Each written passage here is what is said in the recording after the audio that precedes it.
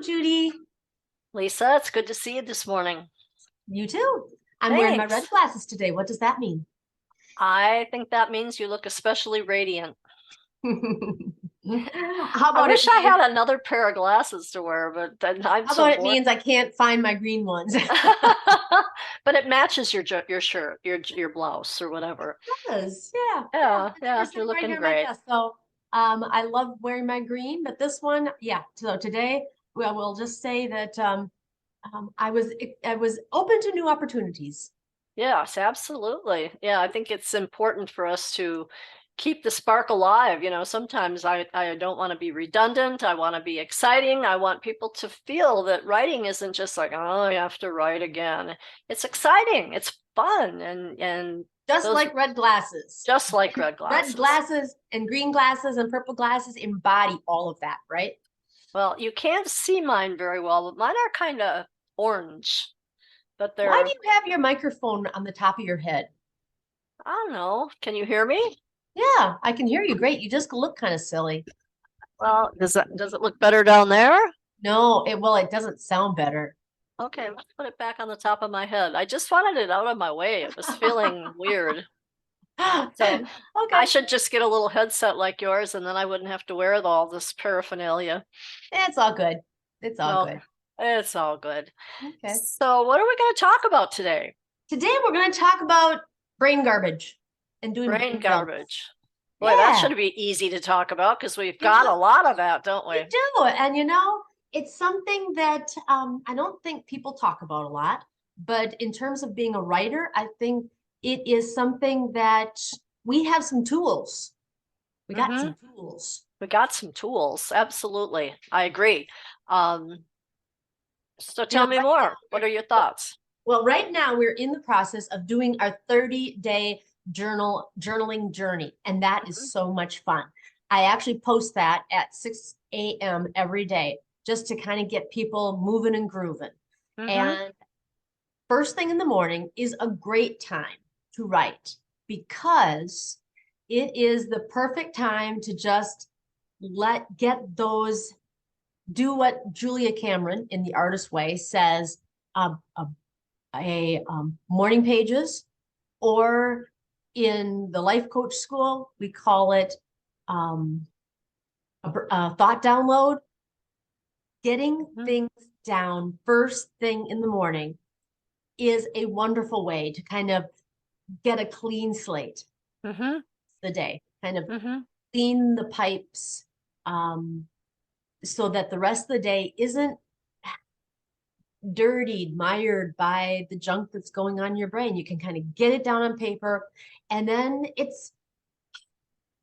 I don't know, there's some sort of relief that happens It's when a you get, fresh start or something. yeah, Yeah, yeah, yeah. exactly.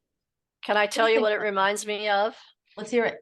Well, it reminds me of when I get ready to go to work in the morning and I back the car out and I look around and I'm in this messy garage. It is a messy garage. And I think, why don't I clean this garage? And when's the last time I did that? And I think, oh, well, I can't think about that right now because I've got to go to work. So I back out and I go to work. And what happens to me is I can't help but think about in the back of my mind all day that messy garage. Hmm. So it bogs me down and it makes me feel heavy and Hmm. it doesn't allow me to free myself to be the best I can be because I'm beating myself up for not cleaning the garbage out of the garage. Exactly. So, yeah. Yeah. And I'm clearly the other side of that. When I do make some time and I clean the garage, I feel a sense of release and a sense of freedom. And it's like I drive in and I go, now this is the way it should be. All right, Hmm. on to the next thing. Mm-hmm. Mm-hmm. You know what I Yeah, mean? I Yeah. do. Mm-hmm. I do. And the great thing about writing a morning page is that unlike your garage, there's an unspecified bunch of junk. And sometimes it's not really obvious what it is, but Mm-hmm. you can literally start by writing, I don't know what I'm going to write about. I'm just so depressed. I can't believe that I woke up, I had such a bad night of sleep. You go blah, blah, blah, blah. it's sometimes shocking at the negativity that is just kind of bottled up, that you're sweeping the corners of the room for. And when you get it all on the page, it's like, wow, there was a lot going on there. That A lot of junk. a lot of junk. Yes. Mm-hmm. And that Mm-hmm. junk kind of sits around in our brains otherwise. Mm-hmm. Sometimes it's beneficial to have a starting point, or a start, like grace or courage, some of the words that we've talked about so far. Those are Right. great starting points, and they can take you to a more maybe elevated level.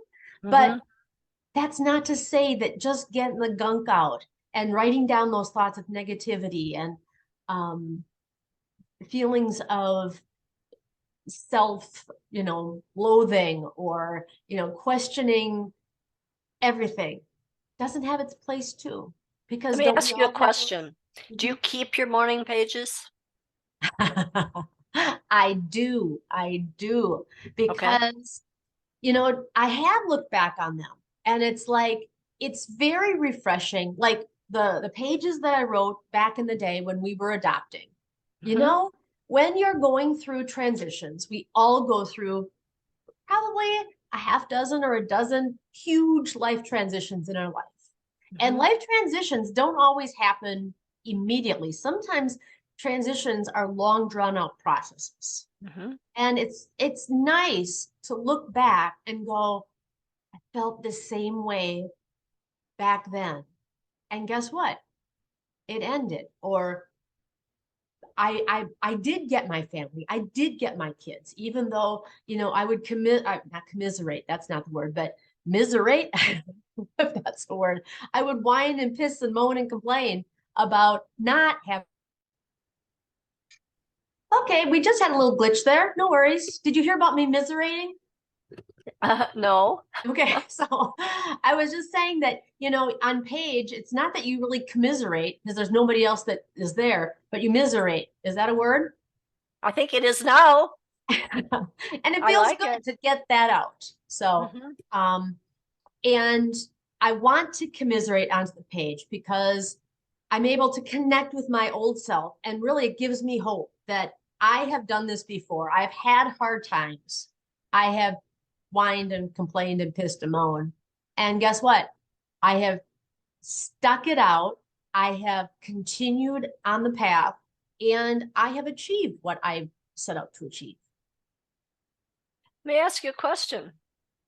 So let me play devil's advocate for a minute. Mhm. What if I say, I don't have to write it down. I can just sit and think about it. I know what those negative things are, and I know how I feel. So it's just overdoing it to write it down, Lisa. I think that you could make that same argument for meditating. Mm-hmm. And I think what we're saying is that I believe that by writing it down, you're getting to an even deeper place. Mm-hmm. Not that by being mindful and about doing some kind of guided meditation or sitting with it isn't going to bring you own awareness or Mm-hmm. an understanding, or some direction in the way you should go. But I think that by writing it down, for those of us, I mean, maybe this is one of those because I'm a teacher, I'm in touch with multi-sensory approaches to Mm-hmm. learning. And I think for those of us who want to get deeper, maybe even faster, or just really in a tactile, concrete way, writing is the way to do it You know, because it is multi-sensory when you write. You have that thought process, you get out of your way, you put it on the paper, you're using your hands, you're using your memory, it's visual. I and it think you're moves you forward, right? I never believed that until I started doing some morning pages. I don't do it faithfully, but I do it enough, and especially if I'm feeling bogged down about my writing. And when I read it, what happens to me is I'll go, wow, I didn't even know I was thinking that or feeling that, or I'll say, where did that come from? I didn't know that was in the midst of my brain somewhere, but I get surprised. And, when I think, I guide what I think about, basically. But when I write, it just blurts out on the page. And I guess I encourage everyone to give it a try and see how it is for you. Okay, so now when we say that, I think there's one more thing that we need to talk about, and that is the fact that it's so important to do it in the morning. Yes. Okay, so mornings are not your strong suit. No, not at all. Not at all. I have a little thing here that says, not a morning person, doesn't even begin to describe it. Yeah, that was gifted to me about, I don't remember when. Yeah. And so, let me just give some ancient history here. I grew up in a family of night owls. And all growing up, I did not like that because I wanted desperately, for whatever reason, to be a morning person. Yeah. And so when I went away to college, I signed up for 7:45 classes on Tuesdays and Thursdays and 8 o'clock classes on Monday, Wednesday, and Fridays. Oh my God. Because now, did that mean that I had given up my staying up until all hours? Oh no. But it put me on the journey to become a morning person. And now, many, many, many years later, I am known as a morning person. I'm all shocked. And I have over the years worked really hard. Now, it was amazing. There was a great coach named Jay Shetty, and he has a podcast called On Purpose. And I was listening to him once, and he was talking about morning routines. And I thought, if I hear anything new from this guy, it will be a miracle, because I haven't heard anything new about morning routines in terms of what I can do for my morning for so long that this guy will really knock my socks off if he has anything new to say. And you want to know what he said? He said, if you're not a morning person, you got a problem, because there are some things that need to be done in the morning that can't be done at any other time. And if you're saying that, I don't have time to do morning pages, you need to set your alarm clock so that you are getting up 2 hours before you need to be somewhere, like your job. And I was like, it was like 2 hours. I thought, I have never heard anyone say that in my life. And I went into a process of, okay, you don't have to do this overnight. Go 15 minutes at a time until you're 2 hours. And that extra, it takes me an hour to get ready in the morning. I give myself an hour. But because I do a number of things that are important to my self-care, like writing and exercising, taking the dogs for a walk, I get up 2 hours before I have to be somewhere. And that's just the way it is. And then he said, now, that also, in order to make this successful, back it up so that you're going to bed a full 8 hours at least before you're planning on your alarm clock's going to wake you up. For me, I regularly get up at 4 or 5 o'clock in the morning. And the other day you said, oh, I got to be here by 7. And I was like, no problem. I remember saying that. And I remember that conversation. And so I look at my alarm clock, and sometimes in the summer I'm going to bed when it's still not quite dark out. And how does that work for you? Can you fall asleep and all that? I have a sleep routine that helps me get to sleep. Yeah. And are you in sync or out of sync with the rest of your family? I am in sync. Now, so they go to bed early too? I'm in sync with Craig.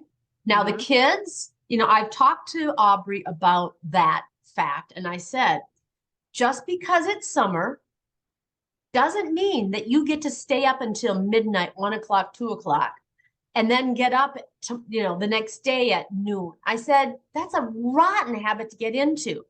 I want you to be in bed before 11. Does that sound fair? Because, and then we kind of negotiated what her wake up time would be.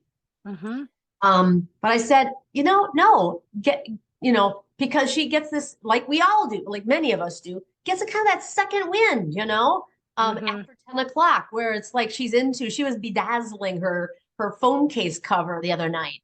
And, she was rocking it. And with that being said, making sure that you're prioritizing what's going to set you on the road to success happens in the morning. And so if you don't have a solid morning routine that allows you to do the self-care things that are important to set you on the right path for the day, got to change it up, girl. I've always been amazed with people that get to work before they have to be at work. And everybody goes, "Ooh, look at Jane. She's here early. She's so on top of it. What a superstar. That's amazing." And then I was always a person that if I didn't get my stuff done, I would stay in the evening and finish it up. Well, what people say about that is, well, look at Judy. She can't get her work done during the day. And boy, oh boy, she has to stay after to get it done. And to me, I was doing the same thing that Jane was doing by getting to work early. But the world doesn't view it like that. If you get there early, you're a superstar. If you have to work late, you're a turkey. And I've always thought that was so interesting. But you know what? Why fight it? It's a fact of life. And, I don't know what Jane was doing in her early morning hours, but when I don't walk the dogs, I can't even tell you how that throws me off, how that meditative practice. And when I go for the walk with the dogs in the morning, I do not wear my AirPods. I don't listen to anything. It is really a time of breathing and being and just it's meditative. And it's a moving meditation is what it is. And it's good for you and for the dogs. So when I don't do that, I mean, yeah, I can't even tell you the last time I didn't do that. That's how important it is to me. Well, what's great is the dogs remind you too, don't they? Oh, yeah. Like this morning on the weekend, I don't have anywhere to get to or anywhere to be. And so, yeah, they were like poking and. Yeah, I'm ready. It's time for my walk. Let's go. Yeah. My dog squeaks. It's a squeak, squeak, squeak. And it's like, okay, got it. And it's that time. Yes. So I think we should talk more about morning routines sometime. But today, I think let's just stay there.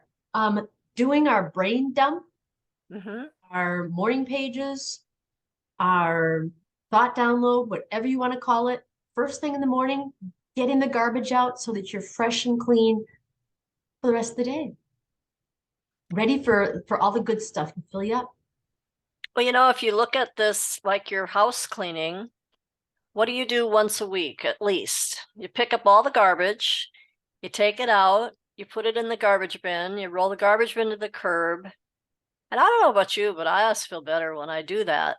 And when I pick up the bin empty and put it back in the garage to start fresh, it's like, okay, got that done. That's taken care of. And it gives me a feeling of almost a release, a freedom, got the garbage out. And I think we can really compare that metaphor to writing. I think that feeling of getting the garbage out. And I think it would be interesting to all of us to read those pages maybe down the road and see how much stuff we were holding on to in our heads. Yeah, I agree with you, Lisa. Don't get rid of them. I do not burn them. Do not throw them away. Keep them. And just, I think that it's great to open up a random one occasionally, to a opening to a random page and looking what was going on in your life and really having an appreciation for what was happening to you there and how far you've come. The other nice thing about morning pages is it doesn't matter if its spelling's good, it doesn't matter if it's punctuated, it doesn't matter if it's in right paragraphs. You just write. It can just be line after line after line of junk. Yep, exactly. Okay. With that, Judy, getting the junk out. I think we got some junk out today. Sounds good. Okay. I'm waiting for next time when we can get together again. Thank you, Lisa. Okay, great. Love you, Judy. Love you too. Bye. Bye-bye.